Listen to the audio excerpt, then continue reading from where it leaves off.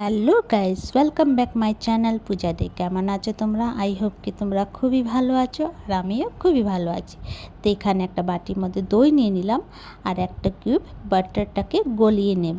গলিয়ে এই দইয়ের মধ্যে দিয়ে দেব।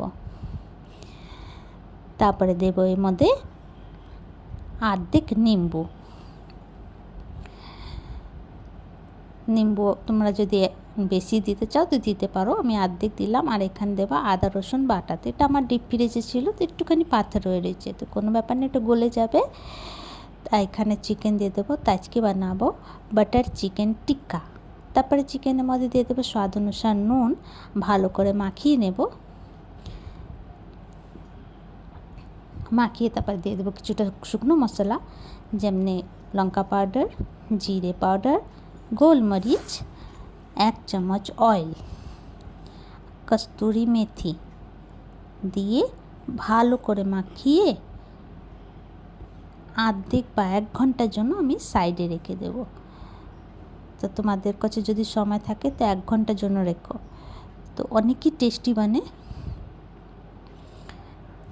তো অর্ধেক ঘন্টা বা 1 ঘন্টার জন্য আমি সাইডে রেখে দেবো। তো আমি 1 ঘন্টা পরে আবার আসলাম। তো এখানে দেখো কড়াই বসিয়ে দিচ্ছি, আর এই যে তারপরে দিয়ে দেবো একটু গরম মশলা দিয়ে ভালো করে আবার মিলিয়ে নেব। তারপরে কড়াইয়ের মধ্যে দিয়ে দেবো বাটার।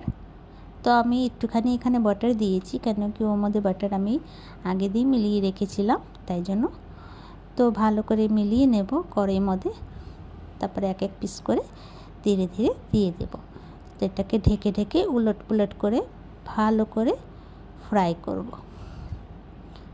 তো তোমরা একবার এমনি করে একটা বানিয়ে খেও, খুবই ভালো হয়েছিল আর খুবই টেস্টি হয়েছিল।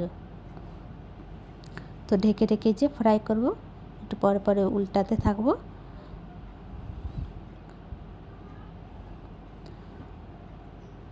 তো চলো, আমার চিকেন বাটার টিক্কা রেডি হয়ে গেল।